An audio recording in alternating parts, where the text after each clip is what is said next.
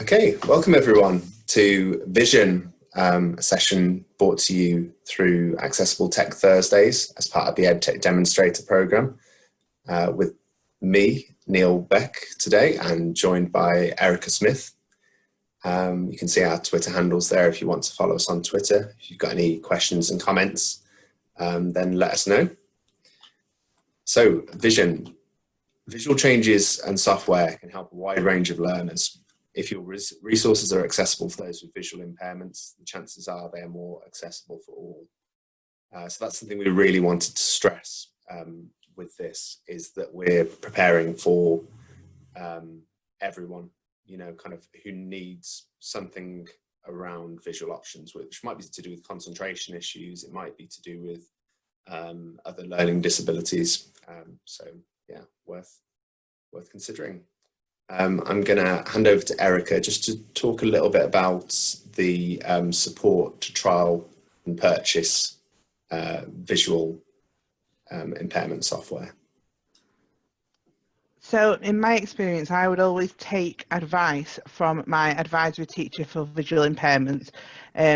Obviously, some of the devices that we will touch on today can be quite expensive. So I think it's quite common that schools are thinking, how am I going to pay for this equipment? I think from a mainstream perspective, I would with everybody, I would recommend trying before you buy, so through your suppliers. And I would say most of your suppliers, if not all, will do some sort of trial for schools. And then in your mainstream, obviously, you've got your notional SEN budget. And for those children with a plan, you can always apply for funding through their education, health and care plan. Thanks, Neil. Great, thanks, Erica. Yeah, really useful to know how to purchase that. So today, the main features that we're going to be looking through, and these are the main things that you should be looking no matter what platform or kind of area around visual impairment you're looking at. Screen readers or speech to text, we'll go through the difference in that in a little while. Magnifiers, digital. Magnifiers that are physical. Braille displays and keyboards. High contrast themes and apps that make use of the camera. So for the magnifiers, digital and physical, we won't be showing any of the physical magnifiers today because we're looking at the kind of electronic side of things through this assistive technology, but we will be able to signpost you to some suppliers and options there. Same with the Braille displays, but it's just being aware that they exist. We'd probably recommend you work with a visual impairment specialist if you're going to go that far into those kind of areas. Okay, and an important thing is that a lot of what we're working on today is only accessible if you have accessible resources in the first place. So if I spend hundreds and hundreds of pounds on setting up a learner with the right software, and then they don't get sent a digital document to read, then it can put a block on the whole thing. So you're only as strong as your weakest point in the chain. So yeah, just when you are making resources, just make them available digitally, whether that's through a shared drive or kind of lower tech ways, kind of emailing them or just having them kind of sent over by, kind of pen drives or however you do that. Make sure you include headings. We've got an example of that on the right-hand side of the screen. That's in Microsoft Word. And when you create a heading style, it means that you can create an index from that, and you can quickly scroll through a document. When you publish it as a PDF, it also has those as hyperlinks, so you can click on a title and it will take you straight to the section. Now that helps people with learning disabilities, that helps people with visual impairments, and it helps everyone really to get to the details that you need. Have descriptions for images. So if that's presentations, then just making sure there's alt text. And even if they're just images that are there for display, then label them as such, and that will help. Limit the information on the page, so you don't really want to overwhelm people with too much on the page. If there's too much information, just split it up into other pages. That will help, again, everyone. Looking at a large font size, it can be down to the learner. So some learners will need larger fonts than others. As a general rule, 16 as a font size is a good start. So start with that, and consider your use of colour as well, making sure there aren't difficult colours on other colours to make things stand out. Okay, so I said earlier that we'd talk about both screen readers and speech to text. So a screen reader will give you a complete description of what's on the screen. So it'll read out where you are on the page, it will read out what's on the page, what type of object you're on, and it will give you, there will be information overload almost for most people who are not used to using this. Whereas text to speech is more selective and generally requires some amount of vision. So that would be just choosing select sentences to do it.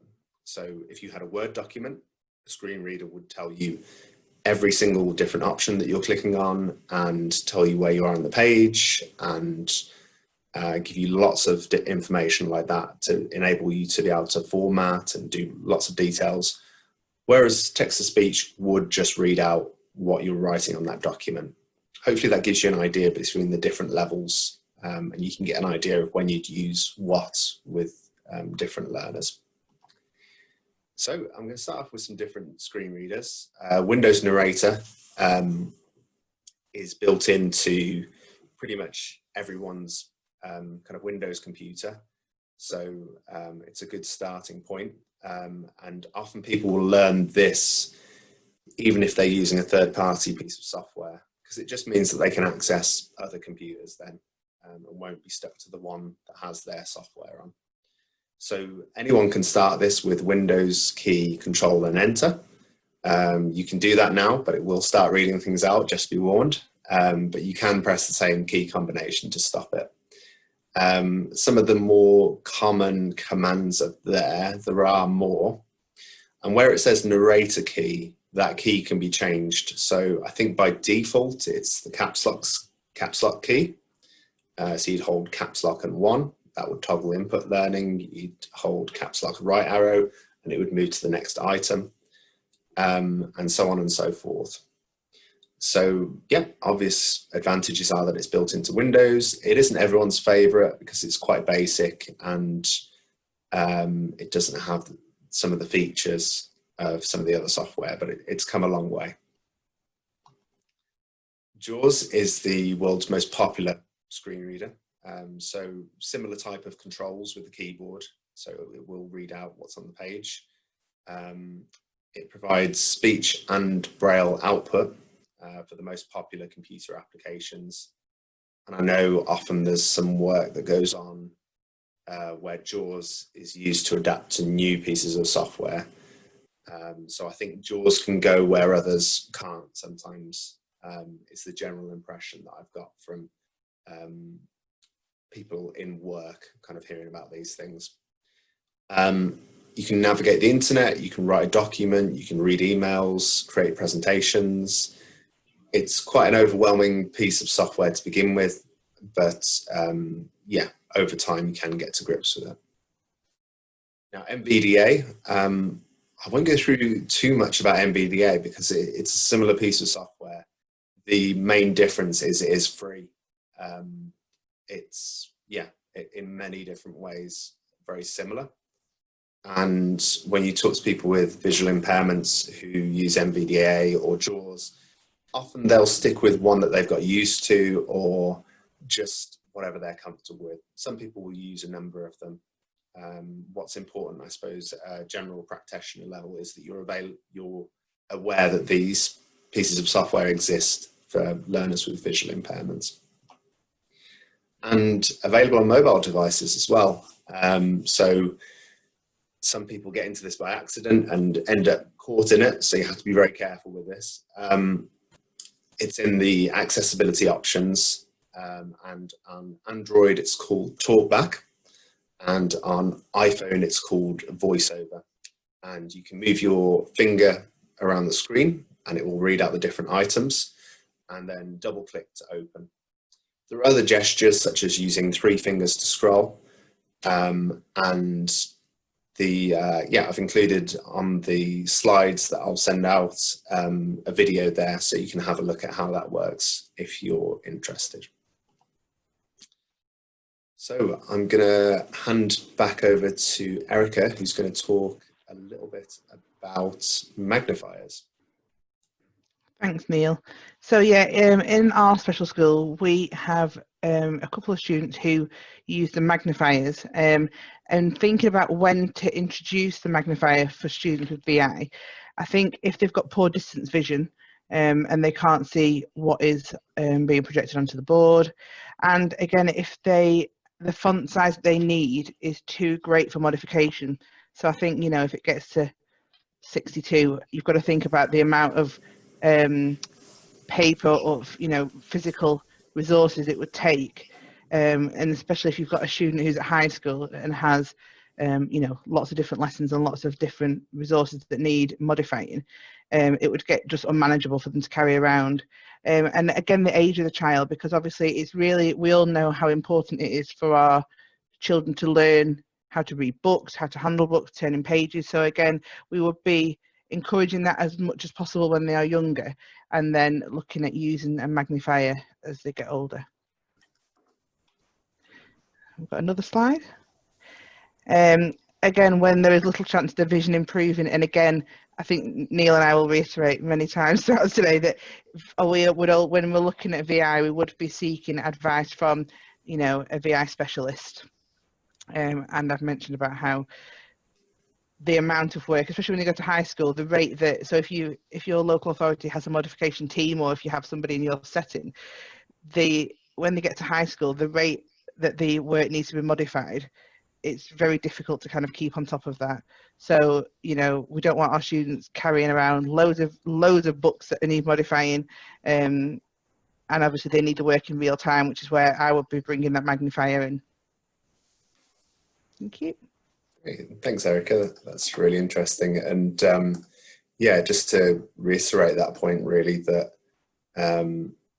sometimes it's good to seek specialists in this area, because there is so much within this area.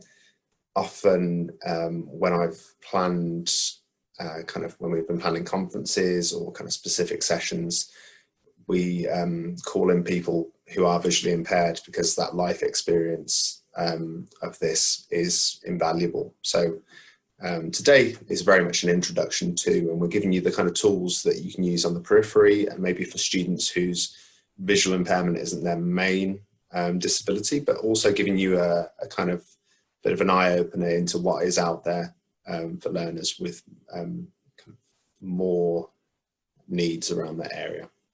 So Microsoft Teams, importantly, has a magnifier built into it. This is one of my favorite things to show people because it's so useful on a day-to-day basis. If you're in a Microsoft Teams meeting and someone's sharing a document and the text is too small, you can use this shortcut. So you can use the Control equals key, and that'll zoom in. Or my favorite is just to use the Control and then rotate the mouse wheel up and down. So up to zoom in and down to zoom out.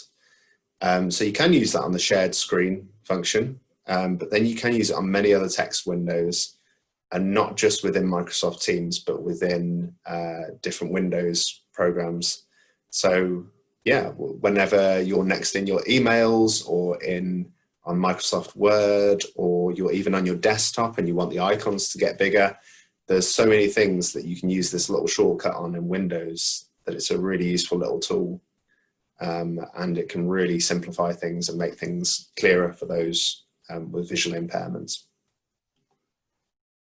So if that magnifier kind of is not enough kind of within Windows, and you need specific software that will give you a fully integrated magnification and reading program, then Zoomtext is one of the major suppliers. So this is best for low vision, whereas screen readers might be used for those with no vision because it's reporting everything on the screen. The Zoomtext on its own is often used for those who have low vision. So it enlarges, it enhances, it echoes your typing, it can read documents, web pages, emails, and it's also worth considering Fusion, which combines JAWS with this software. So I've got a short video just to show you here that will give you an idea on how to use Magnifier built in Windows. Hi, I'm Jason Greaves at Microsoft, and I'm here to tell you about some updates we've made to Windows Magnifier. Magnifier makes part or all of your screen bigger so you can see words and images better. You can enable Magnifier at any time by pressing the Windows key and the plus sign.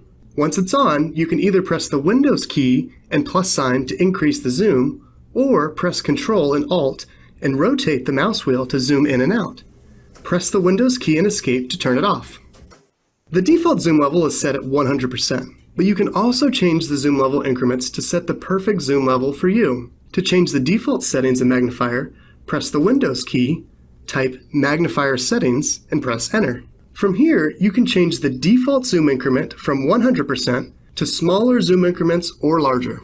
In the Magnifier Settings menu, there's now an option to keep the mouse cursor centered on the screen. When this feature is enabled, the mouse cursor is docked in the middle of your screen, and it only moves out of the middle when you tell it to do so. Using this feature makes it easier to stay focused and not get distracted with the mouse moving all over the screen. It's also great if you have peripheral vision loss, because you don't have to move your head to find the mouse pointer.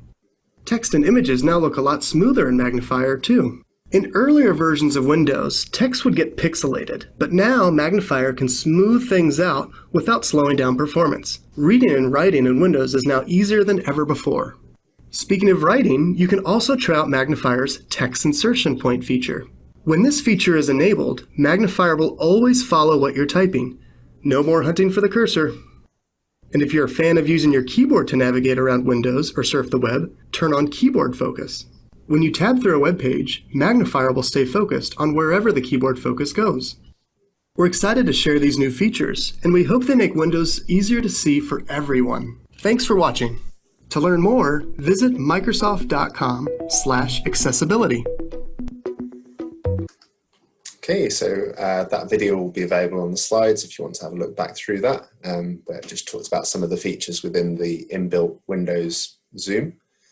So Microsoft Teams, the other major feature they have are high contrast themes. You can get these inside Windows as well, but I thought I'd focus in on Teams as being so many people are using this now. It's got a dark and a high contrast theme. You can just kind of see those on the right hand side of the screen there. And dark, I know a lot of people use when they're kind of working at night. There's less glare on the eyes, so it can be useful for lots of different people. And to get to it, click your profile picture at the top of the app, select settings, go to general, and then in the theme section, click high contrast. And yeah. Chromebooks, we've had some questions about Chromebooks, so I made sure that we included something on these. Within Chromebooks, you can make a page bigger or smaller, you can make everything on your screen bigger or smaller, you can magnify the screen, and you can hear text read aloud. So some of the major features there. I've included a shortened link there so you can access how to do all of those on Chromebooks. To mention RNIB Bookshare, this is a really good resource for learners with what we would call print impairments. So that is not just visual impairments, it's also anything that stops learners accessing text. So RNIB Bookshare has lots of different resources, so over 540,000 books, some education, but also fiction and non-fiction, any age and completely free. And on the right hand side there, it's just talking a little bit more about who qualifies, so visual impairments, learning disabilities, and physical disabilities. You can have a book request, so if there's a particular book that you want in an accessible format, they will contact the publisher on your behalf. You can subscribe if you're a member of an educational establishment, which is an improvement because originally you'd have to join through your school, college or university, so you're very reliant on them. Now you can just join if you're a member of an educational organisation. Now learners unable to do so can just get in touch. They just need proof of disability, which is, yeah, another advantage.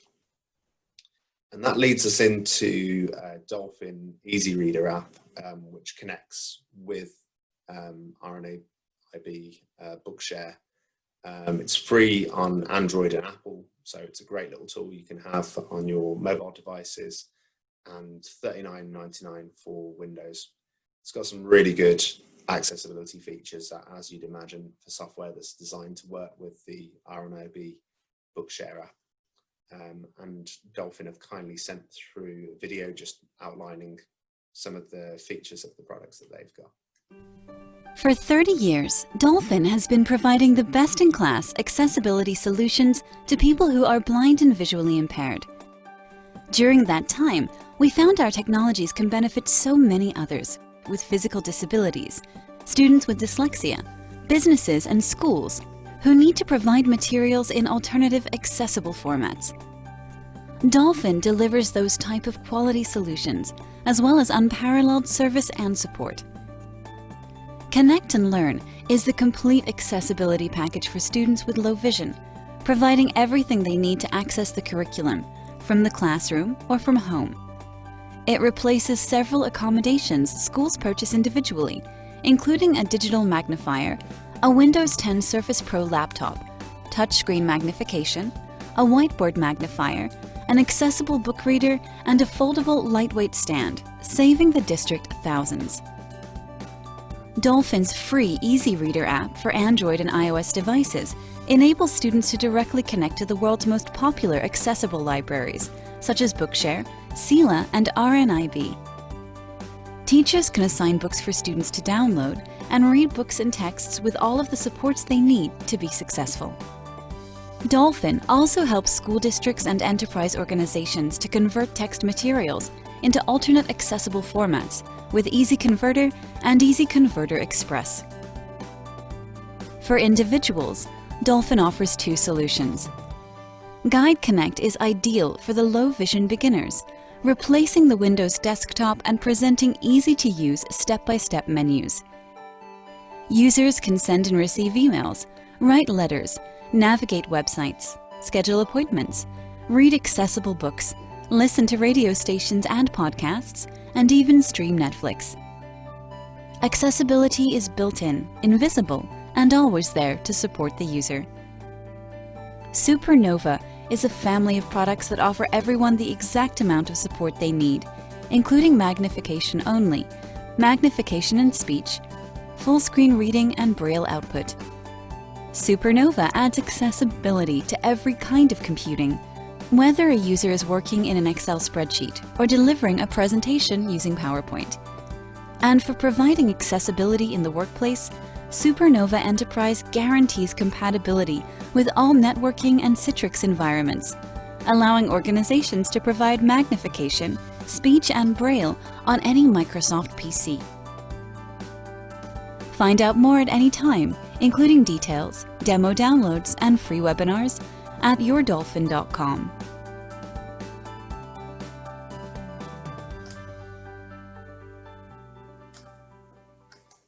Okay, thanks to Dolphin for sending that video through, so we could make part of it. Just now we're going to go on to some of the mobile apps that are quite useful. Starting off with Microsoft Seeing AI. So this is available on iOS, which generally means iPhones in this case. It was designed for iPhones. So if you go on an iPad to the App Store, you might not see it, and you need to select to look at iPhone apps as well as iPad apps, and then you'll be able to download it on an iPad as well. So the standout feature of this is that it can read text live and scanned. So it can scan in an entire document and have it in a digital format, so you can send it on to other kind of software packages, or email it, or message it through. Or you can live read things in front of you. So on the right hand side of the screen, there's a picture there of someone using it to read an envelope. It also has some other really good features, such as a barcode scanner, a light meter, a kind of color tester to see what colors things are, and quite a good little package there, and completely free. Envision is the kind of main alternative on Android. Is available on iOS, but generally, because Microsoft Seeing AI is free and they're quite similar, we'd recommend that over the other one, just because they mostly have the same features. Again, reads text scanned and live. It has similar things where it can describe a scene, detect colors, and scan a barcode. There's a free trial there, and monthly subscription is $1.99 and annual is £19.99. Be My Eyes is one of those great pieces of software that connects people. So you can sign up as someone with a visual impairment, or you can sign up as a helper. So I'm signed up as a helper, which means at any point I might get a notification coming through, like a call through this app, and it will be someone at the other end with a visual impairment asking a question about something that they see in front of them. So on the example here, they've got 2 cans of food and they're asking which one is the tomatoes. So that's something that I could easily answer and help them out with. So it's really good. And if you install the app, it gives you a really good demo mode where you can actually see how it would play out. So you can really get an idea of what it would be like. So that's really good if you're working with visually impaired learners who would work from this, or if you want to sign up as a volunteer. There are hundreds of thousands of volunteers around the world, so you might not get much. I haven't really had much in the way of calls. There are so many people out there willing to help. So yeah, it's a really good tool. A simple one, but a free one again. This is on Android. It's Tell Me the Time. The icon at the top left is quite important when you're looking on the Android Play Store, because that'll be the way of telling that you've got the right app. It's a simple talking clock. You can flip it into landscape mode for a larger clock. It will read it out in words, so it's 11:47. You can change AM and PM or 24 hours based on your phone settings, so it'll just clue in with that. You can combine this quite effectively with a talking timetable as well. If you send someone a timetable through WhatsApp or another voice-based messaging service. If you want to do the same on iOS, so iPhones and iPads, you can use the inbuilt clock with read aloud. So that was the read within the accessibility features we were talking about, and that would involve swiping with 3 fingers from the top of the screen, and it would read out what the time was. Just to mention, RNIB has some fantastic resources. They actually have specific assessment guides that go into great detail of all the different considerations you should have when working with learners with visual impairments to assess them effectively. Has some really useful case studies that can really make it real, and videos, as you can see on the right hand side of the screen there, and some instructional videos as well, which can really help. So recommend that. AbilityNet also have a number of resources. This one really stands out for me. It's available for different disabilities, but I find this particularly useful for visual impairments. My Computer, My Way is a way of helping people to find the accessibility features that are on devices that they already own. So the example that we've got here is making text larger. So you can find out how to make text larger on your mobile or tablet or computer or browser or Microsoft Office. So it's worth going to that website. It's worth favoriting that and using it as a quick way of finding out how to change settings. And as I said, it's not just visual impairments. It's available for other different barriers that people might have. Other resources, you can make text clearer on an iPhone and Android. You can make everything larger on an iPhone and Android. There's a zoom on iPhone, and there's accessibility on Samsung phones. The first three of those are short videos, so they're good to include in guides for parents and the students themselves. And Samsung phones at the bottom, because sometimes they run a little bit differently from other Android phones. So it's worth checking their settings if you've specifically got a Samsung phone. Okay, and that brings us to the end of the Vision webinar. You can join us on the 1st of October for Physical Kit, where we'll be talking about all the different keyboards and rollerballs and other devices that you can use as physical access tools to access your computer. And we're also going to be staying on at the end there for a drop-in. We will be dealing with your student issues and things that you want to cover. As always, follow us on YouTube, on Twitter, LinkedIn and Facebook. The link's on the right-hand side there. Be sure to follow us on the YouTube channel in particular, where we'll be uploading this video and giving you a link to all the resources.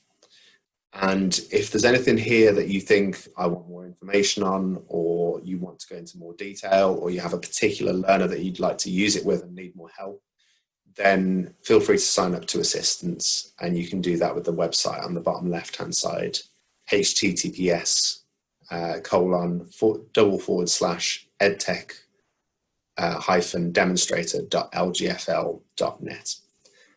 And that's it from me. Thank Erica for her contribution to this as well, and for everyone that's attended. And we'll leave it open for some questions for a few minutes, and then we'll end the webinar. Okay, thank you everyone.